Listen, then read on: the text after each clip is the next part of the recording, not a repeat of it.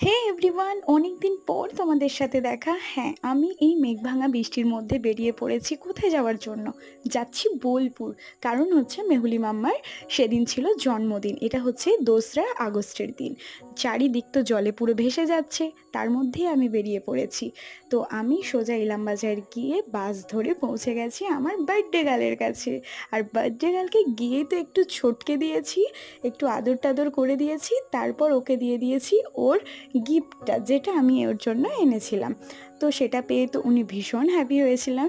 তো তোমরা ওকে খুব উইশ করো, ও যেন খুব ভালো থাকে, জীবনে অনেক বড় হয়। তো তারপর আমি চলে গেছি আমার ফেভারিট জায়গায়, রান্নাঘরে। সেখানে গিয়ে মাইমা সব করে নিয়েছিল, শুধু আমি এই লিস্টটা করেছিলাম। দেন মাম্মাকে পুরো থালা ভর্তি করে সাজিয়ে গুছিয়ে খেতে দিয়েছি। ও কী খাবে তো তোমরা দেখতেই পাবে, কিন্তু ওকে ভীষণ মিষ্টি লাগছিল। তো নেক্সট পার্টের জন্য ওয়েট করো। আর এটা হচ্ছে